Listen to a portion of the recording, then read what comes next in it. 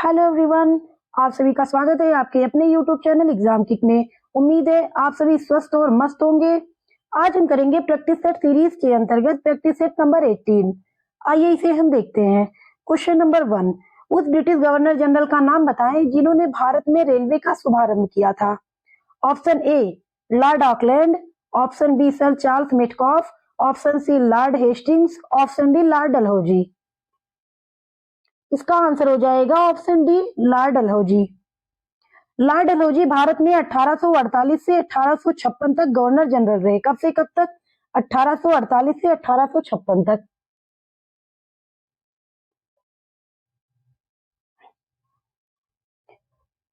इन्हीं के समय में भारत में प्रथम बार 16 अप्रैल 1853 ईस्वी में बंबई से ठाणे के बीच में 34 किलोमीटर रेलगाड़ी चली थी। कब? 16 अप्रैल 1853 में बंबई से ठाणे के बीच में। कहां से कहां तक? बंबई से ठाणे के बीच 34 किलोमीटर तक। लॉर्ड डलहौजी को भारत में रेलवे का जनक माना जाता है। अब हम देखेंगे question number 2। S&P BSE index या सेंसिटिव इंडेक्स जिस पर आधारित है उस बास्केट में कितने स्टॉक हैं? Option A 20, option B 30, option C 40, option D 50। इसका आंसर हो जाएगा ऑप्शन बी 30।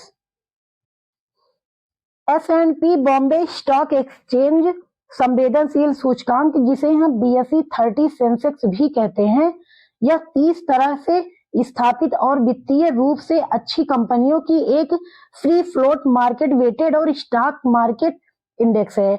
इसमें 30 घटक कंपनियां हैं जो सबसे बड़े और सक्रिय रूप से कारोबार किए हुए स्टॉक हैं, जो भारतीय अर्थव्यवस्था के विभिन्न औद्योगिक क्षेत्रों के प्रतिनिधि हैं। अब हम देखेंगे क्वेश्चन नंबर 3।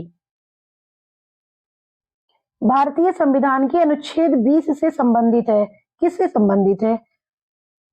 ऑप्शन ए पदवियों का उन्मूलन, ऑप्शन बी दोष सिद्धि के संबंध में संरक्षण, ऑप्शन सी नागरिकता के अधिकारों की निरंतरता, ऑप्शन डी सहकारी समितियों को प्रोत्साहन देना।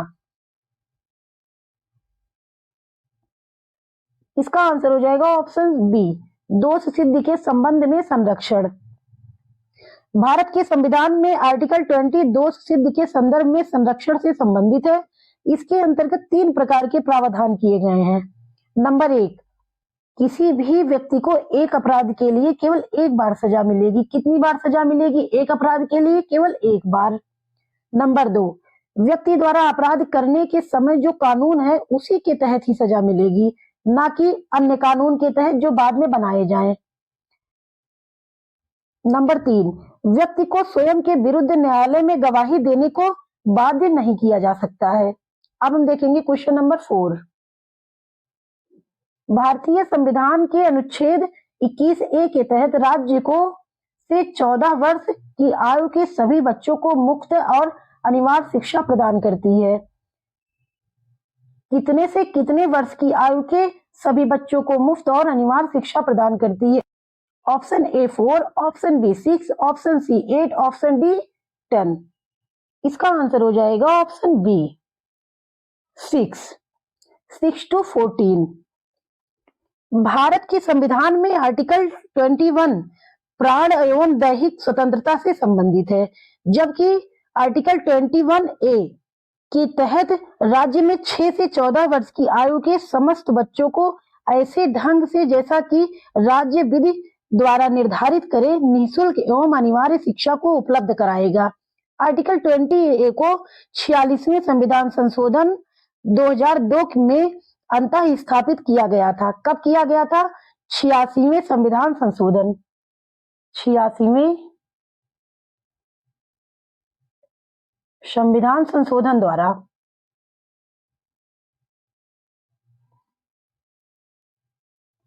कब? 2002 में। शिक्षा का अधिकार अधिनियम कब आया? शिक्षा का अधिकार अधिनियम RTE एक्ट 2009 में आया। अब हम देखेंगे क्वेश्चन नंबर 5। निम्न में से कौन सा कथन गलत है?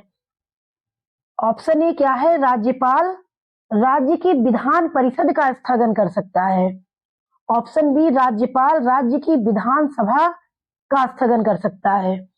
ऑप्शन सी, राज्यपाल राज्य की विधान परिषद को भंग कर सकता है। ऑप्शन डी, राज्यपाल राज्य की विधानसभा को भंग कर सकता है। इसका आंसर होगा ऑप्शन सी, राज्यपाल राज्य की विधान परिषद को भंग कर सकता है। ये ऑप्शन गलत होगा।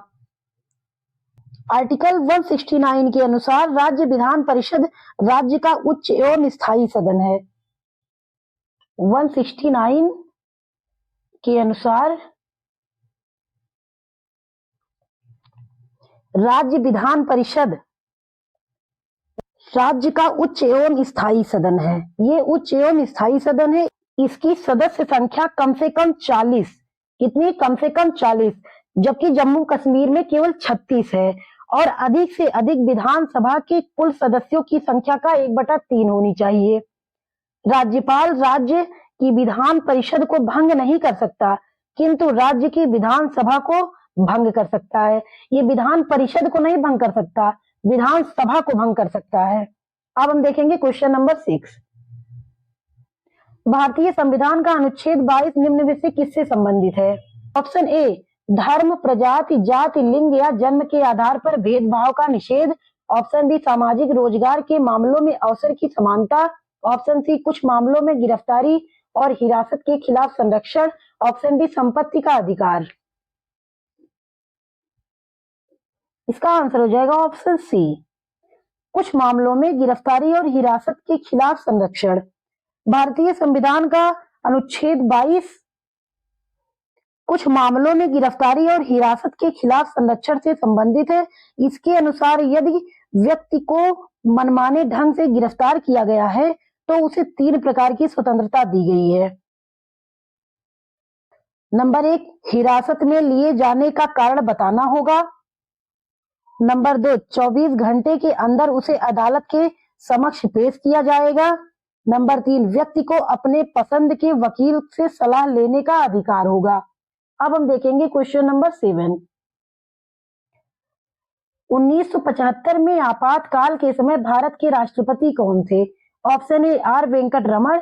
Option B, K R Narayan.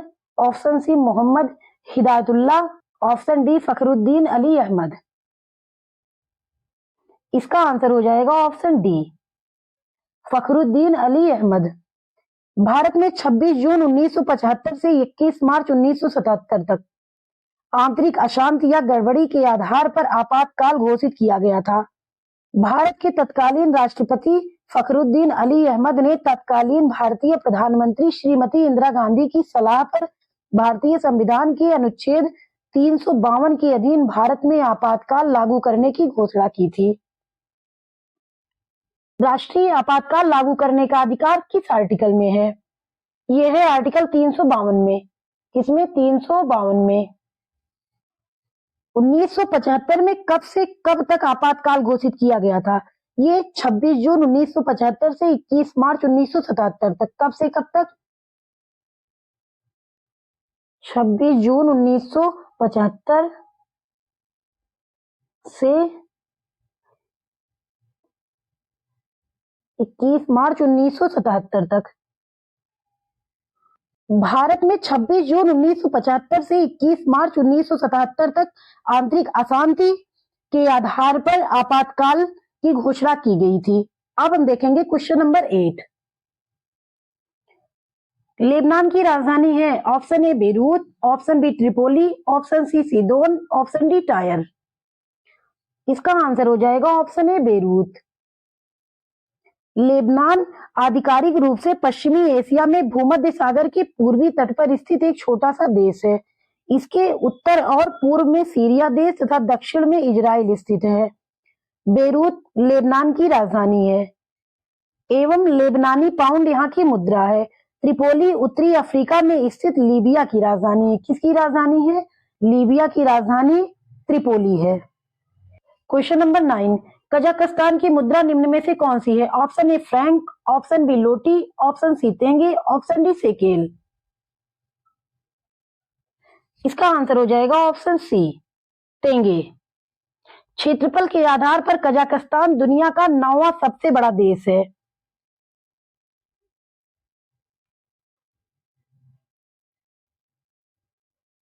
क्षेत्रफल के आधार पर कजाकिस्तान दुनिया का 9वां सबसे बड़ा देश है। प्रारंभ में यह देश सोवियत संघ का हिस्सा था। 1991 में सोवियत संघ के विघटन के बाद में इसने अपने को स्वतंत्र घोषित किया। यहाँ की मुद्रा तेंगे है। कजाकिस्तान की राजधानी अस्ताना है। कजाकिस्तान की राजधानी क्या है? अस्ताना।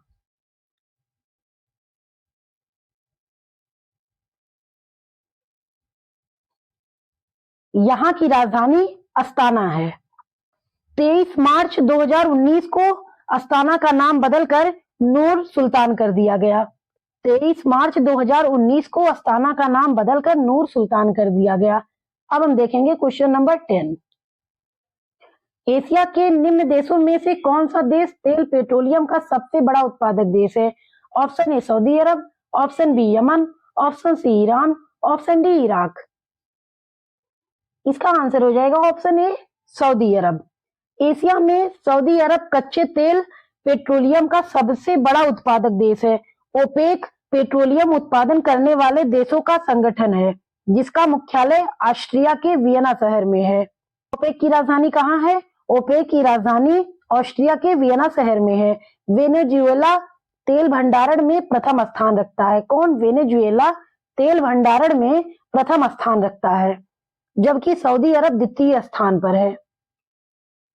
इनमें से तो सऊदी अरब नंबर 1 पर है, लेकिन अगर देखा जाए तो नंबर 1 पर वेनेजुएला और नंबर 2 पर सऊदी अरब है। अब हम देखेंगे question number 11।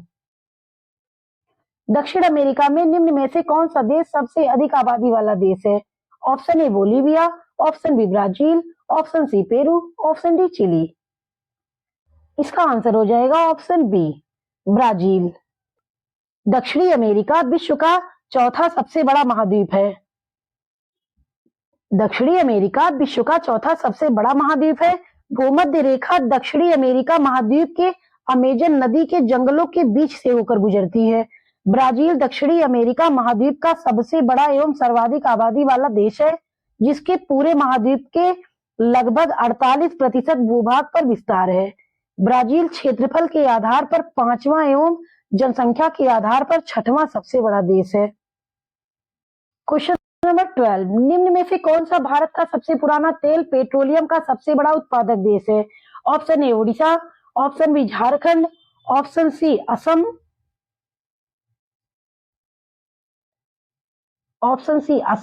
Option D Madhya Pradesh. इसका आंसर हो जाएगा ऑप्शन सी असम। भारत में सबसे पुराना पेट्रोलियम उत्पादक राज्य असम है। डिगबोई शहर असम राज्य की तेल नगरी के रूप में जाना जाता है। कौन सा शहर असम का? डिगबोई। डिगबोई में एशिया में पहली बार तेल कुएं का खनन हुआ था। सन 1901 ईस्वी में एशिया की पहली रिफाइनरी को शुरू किया गया। कब किया गया था? सन 1901 में।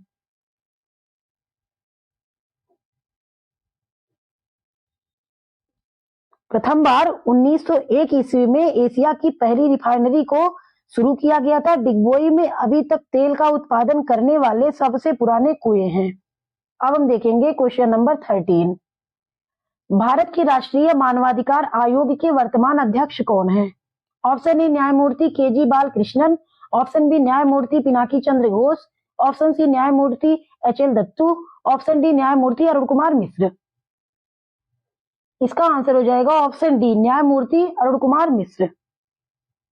भारतीय राष्ट्रीय मानवाधिकार आयोग एक स्वायत्त विधिक संस्था है। इसकी स्थापना मानवाधिकार संरक्षण अधिनियम 1993 कब? 1993 के अधिनियम के द्वारा किया गया था। 12 अक्टूबर 1993 को हुई थी। कब हुई थी? 12 अक्टूबर 1993 में। एक बार इसे फिर से देखते हैं। भारतीय राष्ट्रीय मानवाधिकार आयोग एक स्वायत्त विधिक संस्था है। इसकी स्थापना मानवाधिकार संरक्षण अधिनियम 1993 के तहत 12 अक्टूबर 1993 को हुई। मानवाधिकार आयोग की स्थापना मानवाधिकार संरक्षण अधिनियम 1993 के तहत की गई है। वर्तमान समय में राष्ट्रीय मानवाधिकार आयोग के अध्यक्ष न्यायमूर्ति श्री अरुण कुमार मिश्रा हैं। इन्होंने 2 जून 2021 को कार्यभार ग्रहण किया। कब? 2 जून 2021।